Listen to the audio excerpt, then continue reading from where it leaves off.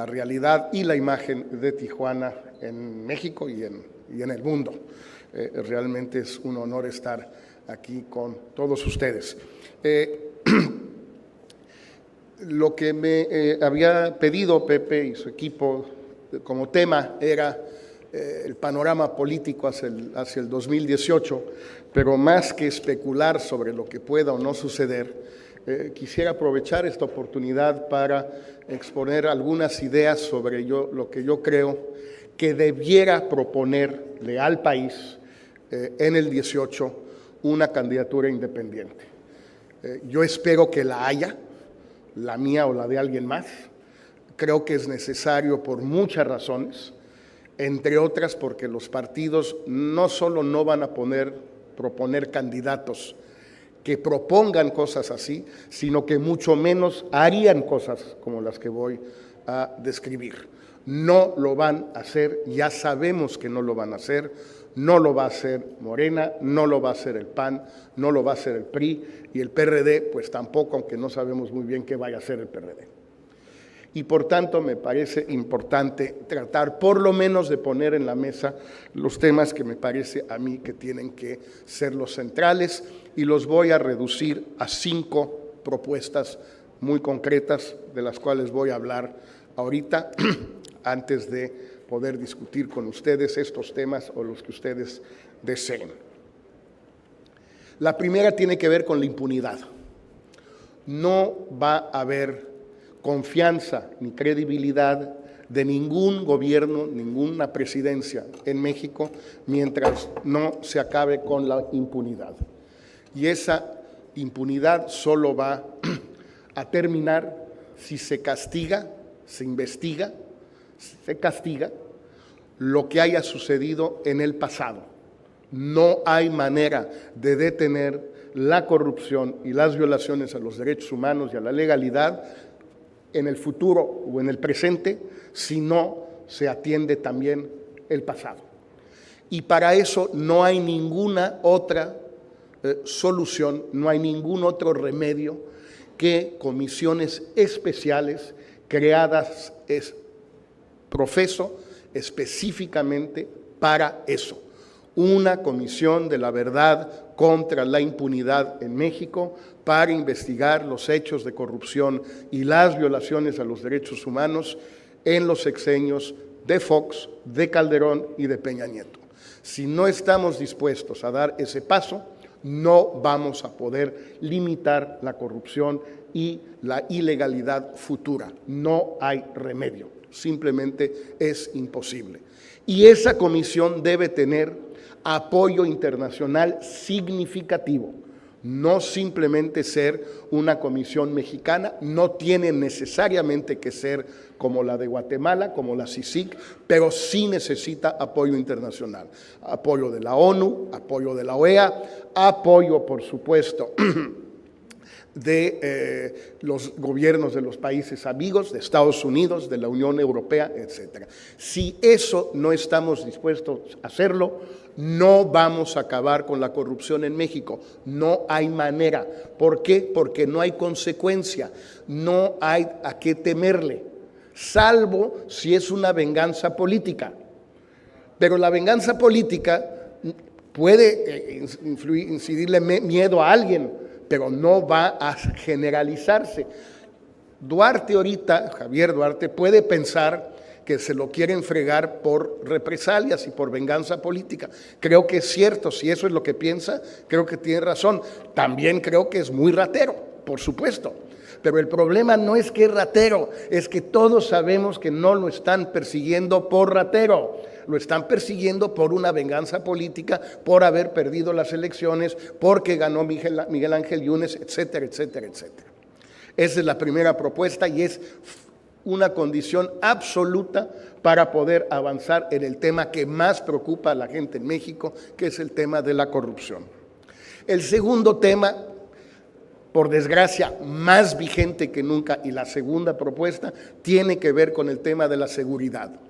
Independientemente de las circunstancias específicas de cada ciudad o de cada estado en cada momento, que puede haber mejorado o empeorado la situación de la delincuencia, de la violencia, de la inseguridad, y no quiero entrar en el detalle de esta ciudad sí y esta no, y ahorita sí, pero ayer y mañana no, que es indiferente. Lo que ya sabemos son dos cosas básicas. Uno, la guerra no ha servido absolutamente de nada. Absolutamente de nada. Hoy en México sigue habiendo entre el doble y casi 2,5 veces más violencia que cuando empezó la guerra hace casi exactamente 10 años, el 11 de diciembre de 2006. No ha servido absolutamente de nada la guerra. Costó una fortuna, son decenas de miles de muertos y de desaparecidos y no hay absolutamente nada a cambio. Pero lo más grave no es eso. Lo más grave en el fondo es que no estamos más cerca hoy de tener una solución para el problema de la seguridad en el país que donde estábamos hace 10 años.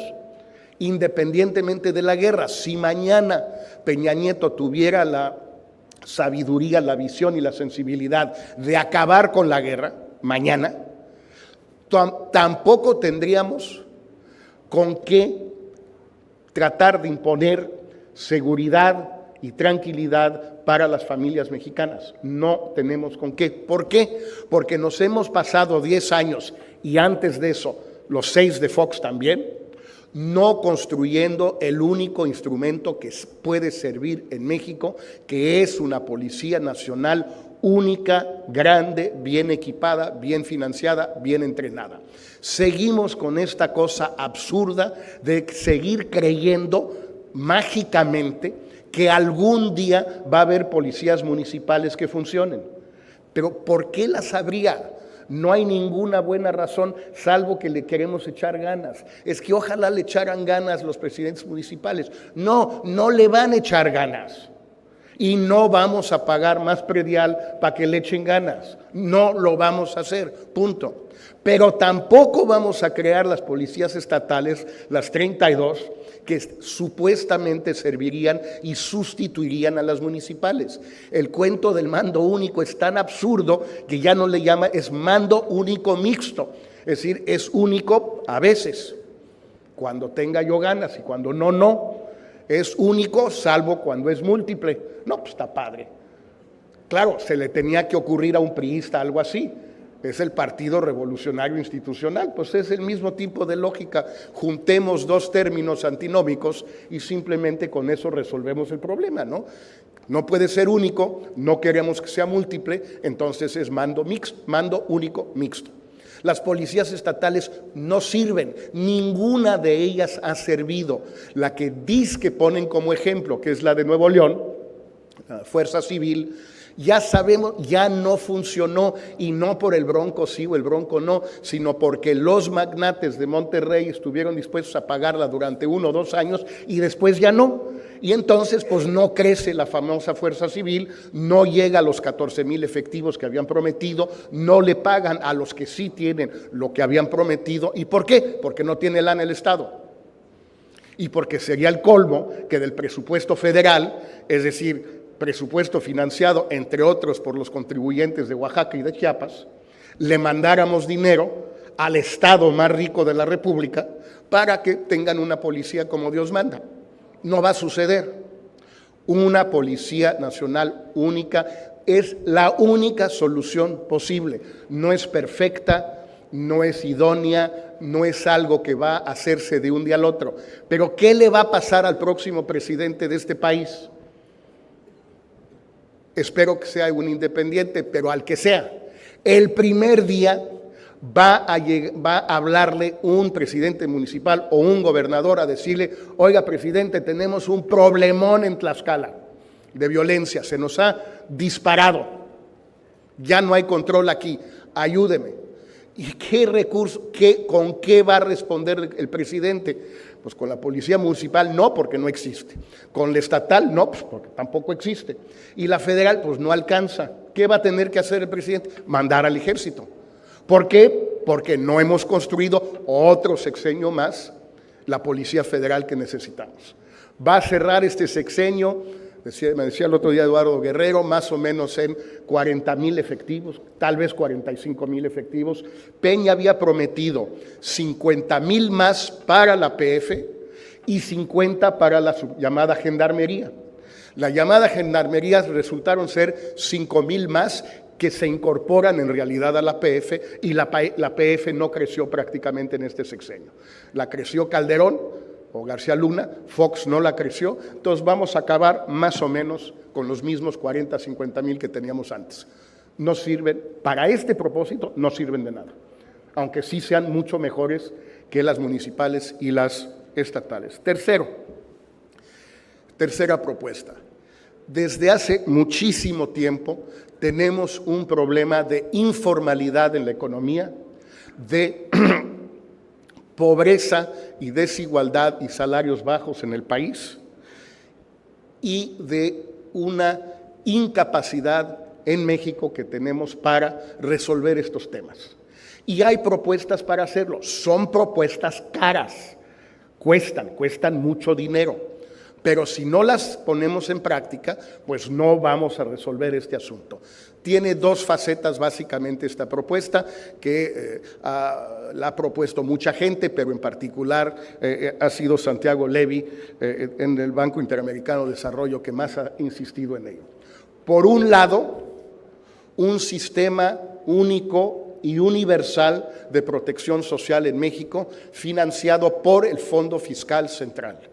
Y por el otro, un ingreso ciudadano universal en México o un impuesto negativo como tienen en Estados Unidos y en varios países de Europa occidental.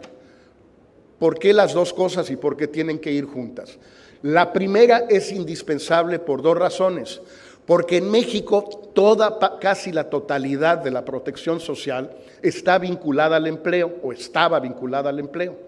Tenían seguro social los que tenían un empleo formal. Resultó que muchísima gente no tiene empleo formal porque se disparó la informalidad en el país. Como no podíamos dejar a toda esa gente fuera de las redes de protección social, teníamos que inventar parches para ir resolviendo el tema. Entonces, primero López Obrador inventó el parche de los adultos mayores en la Ciudad de México, que después se generalizó a los de 65, a los de 70 y más, y después pasó a ser 65 y más. A mí ya mero me va a tocar, cosa que agradezco. Luego Fox y Frank inventaron el seguro popular para toda la gente que no tiene cobertura médica. Luego otros inventaron el embarazo saludable. Todos los huecos los fuimos llenando con parches. Pero todos esos parches, ¿qué hacen? Alientan la informalidad, porque resulta que estás en las mismas si estás en la economía formal que en la economía informal, en primer lugar. En segundo lugar, cuestan. Y en tercer lugar, sigue habiendo huecos. Entonces, ¿qué es lo que hay que hacer? Crear un sistema de protección social donde todo mexicano, por el mero hecho de ser mexicano, tenga seguro médico, tenga una pensión correcta, sin más, tenga algún tipo de seguro de cesantía, todo esto financiado por el Fondo Fiscal Central, impuesto sobre la renta e IVA también. Incluso aquí donde no les gusta el IVA, pues ni modo, así tiene que ser. Y eso permitiría reducir enormemente las cargas sociales de los empresarios, que son más de 30% del salario en este país. Pagamos cargas sociales, los empresarios pagan parecidas a Europa. No tiene el menor sentido porque eso desalienta la creación de empleos formales. Pero si todo esto ya no se paga con las cotizaciones, sino se paga con el Fondo Fiscal Central, entonces se pueden reducir dramáticamente todas esas cargas sociales tan elevadas, tan onerosas en México.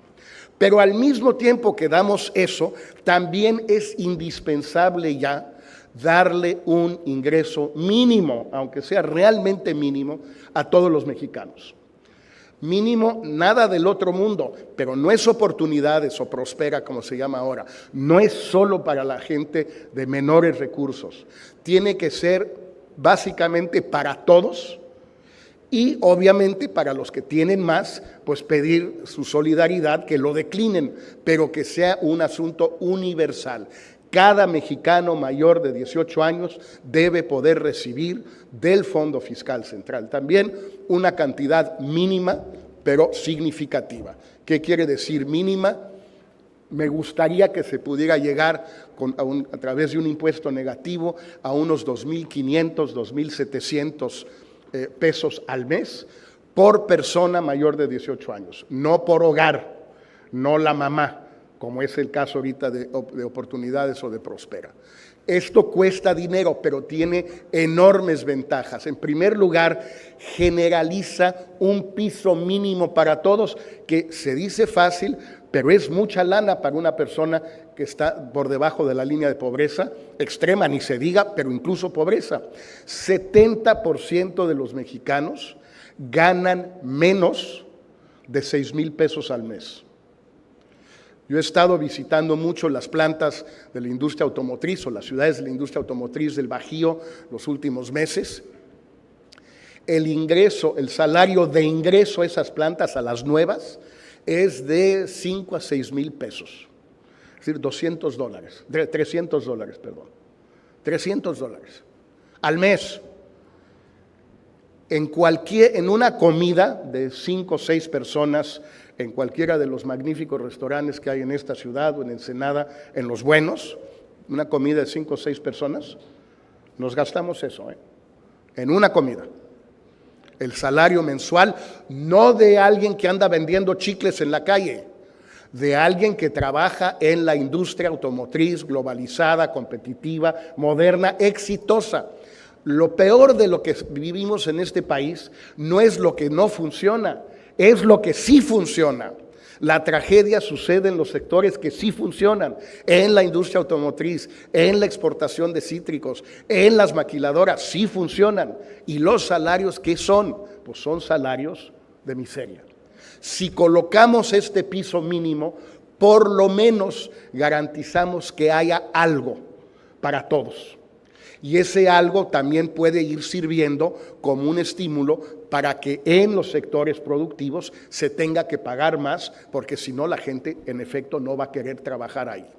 Se ha hecho en muchos países, se puede ir haciendo gradualmente año tras año a lo largo del sexenio, sí cuesta dinero, pero tiene una ventaja adicional que no es menor, sobre todo ustedes que creo que lo han padecido, que nos permitiría desmontar todo el aparato burocrático, clientelar de Sedesol y de todos estos otros aparatos que sirven para repartir los parches que se han armado.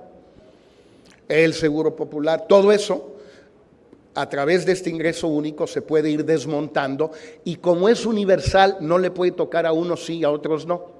Por definición, no puede tener ningún sesgo político o electoral o de ningún tipo. ¿Sí es caro? Sí, sí es caro. Queremos cambiar este país, tenemos que pagar. ¿Quiénes tenemos que pagar? Los que podemos. Los que no pueden, pues por definición no. Cuarta propuesta, que es fundamental. Todo esto que he dicho no puede funcionar si la economía no crece. La economía tiene que crecer entre 4 y 5% al año, si no, no hay manera de crear los empleos que se necesitan. Si no se crean los empleos, no hay manera de elevar los salarios. Si no se elevan los salarios, no hay manera de mejorar el ingreso de las familias mexicanas. Y si no sucede eso, el país va a seguir estando más o menos como está. Esa es una realidad que no se puede cambiar de ninguna manera. ¿Qué sucede? Este sexenio va a cerrar con un promedio de crecimiento anual de 2.1, 2.2%, no más. Es decir, exactamente el promedio histórico de los últimos 20 años. Ha habido años mejores, ha habido años peores. El promedio desde el 96, digamos, quitando el 95, que fue una catástrofe, todos lo recordamos, ha sido de 2%, 2.2, 2.3%. Este sexenio va a ser lo mismo. ¿Qué es lo que sucede? Es algo muy sencillo, no tiene gran ciencia. Estamos invirtiendo 20, 21 puntos del PIB al año en México. Con ese nivel de inversión crecemos al 2%. Punto. Queremos crecer al 4 o al 5, tenemos que invertir por lo menos 5 puntos más del PIB. No hay manera de crecer si no aumentamos esa proporción de la riqueza nacional que invertimos cada año. Lo hicimos en los años 60, 50 y 60, en los 70 también, pero ya con deuda o con petróleo. Lo podemos volver a hacer. No tenemos que llegar a los extremos chinos de 40% de inversión del PIB, pero si no es 25%, no vamos a poder crecer. ¿Cómo elevamos esa tasa de inversión del 20-21% donde está al 25%? Pues también no es ciencia oculta. ¿Puede ser inversión pública? No, porque el gobierno no tiene lana y no va a tener lana. Y la lana que tiene hay que meterla a estos programas de protección social que mencionaba. Pero además, la inversión pública está en sus niveles más bajos desde hace 40 años en México. La inversión pública en infraestructura está en niveles de los años 40. No la vamos a elevar, no vamos a poder hacerlo a corto plazo. Inversión privada mexicana, sí, por supuesto, pero tomemos en cuenta que muchas de las grandes empresas mexicanas, en un plan de negocios perfectamente justificado, inteligente, audaz, muchas de ellas, no todas, pero muchas, están invirtiendo fuera de México. No es fuga de capitales, es inversión de empresas transnacionales mexicanas de una manera perfectamente sensata. Cemex, América Móvil, Bimbo, FEMSA, Alfa, todas ellas tienen inversiones en toda América Latina y en Estados Unidos. ¿Pueden invertir más en México? Sí. 5 puntos, no. 5 puntos del PIB son como 60,000 millones de dólares más al año. Es mucha lana. Tal vez un punto lo podamos sacar del sector público, tal vez un punto de la inversión privada mexicana, pero lo esencial va a venir de la inversión extranjera directa. Si no somos capaces de atraer 3 puntos más del PIB de inversión extranjera directa, es decir, como 40,000 millones de dólares, más el promedio en el que estamos está entre 25 y 30. Es lo que estamos ahora y se ha mantenido estable todo este sexenio y el sexenio pasado. Hay variaciones de un año a otro cuando se vende la cervecería, cuando se vende Modelo, cuando se vende Comex, etcétera, pero luego vuelve a caer. El promedio es de 25-30. Tenemos que duplicarlo, mínimo duplicarlo y más bien sumarle otros 40,000 millones de dólares más. En un mundo donde todo el mundo está compitiendo. Todo el mundo busca inversión extranjera. No somos nosotros los mexicanos los únicos, no es cierto. Hay muchos más que tienen muchos atractivos.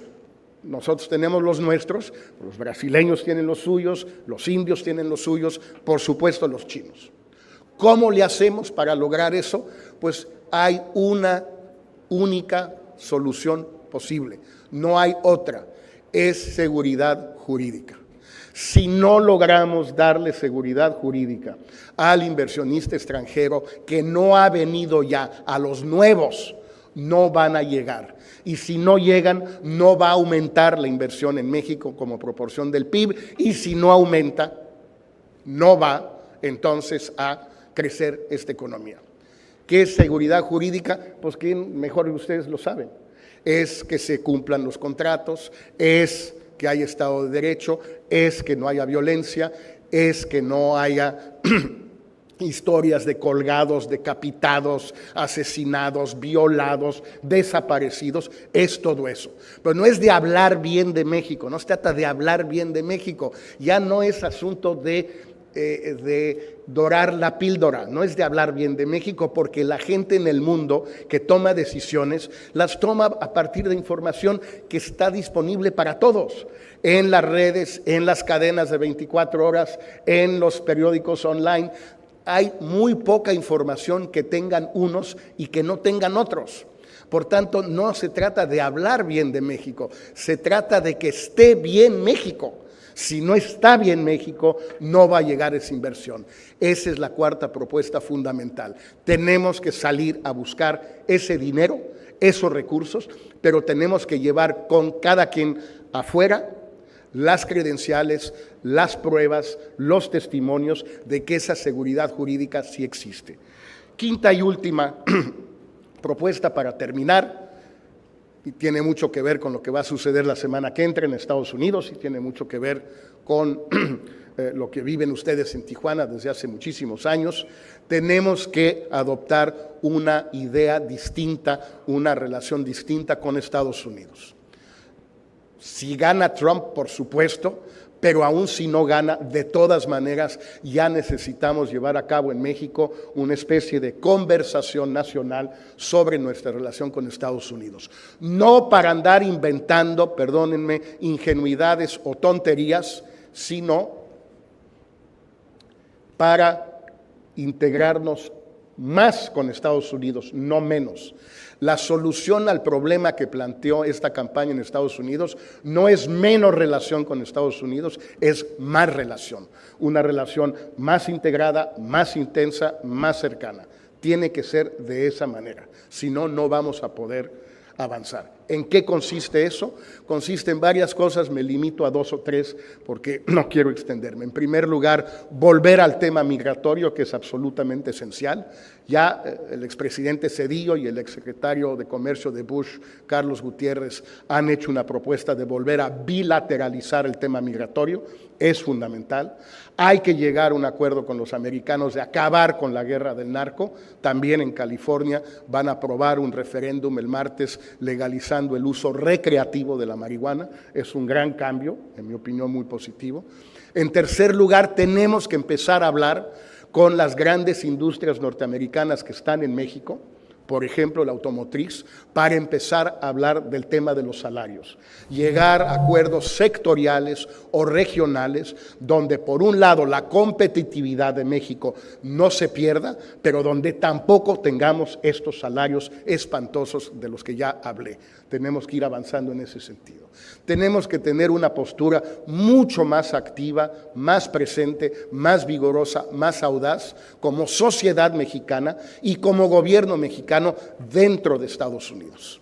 Todo esto que está sucediendo con Trump, no digo que lo hubiéramos podido evitar, pero estaríamos en condiciones mucho mejores para enfrentar este reto si desde hace años hubiéramos tenido la presencia en Estados Unidos que México puede tener y que no hemos tenido.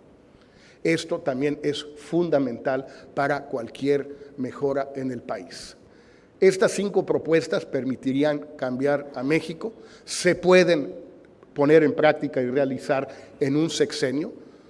Son 6 años para hacer muchas cosas, pero se tienen que centrar en algunas. Son distintas a lo que proponen los partidos, no van a proponer este tipo de ideas porque tienen muchos costos de diverso tipo, pero son propuestas factibles, viables, audaces y que se pueden hacer. Eso es lo que yo creo que tiene que hacer un candidato independiente o una candidata independiente en el 2018. Presentar estas propuestas, obligar a que se debatan, obligar a fijar esta agenda y obligar a los demás candidatos a que se definan en torno a ellas o, de preferencia, que las hagan suyas. Yo quisiera empujar estas propuestas más allá de quién es el candidato o la candidata, más allá de si yo soy candidato o no lo soy, que algún candidato independiente la retome y que esta sea la conversación nacional que necesitamos en México. Muchísimas gracias.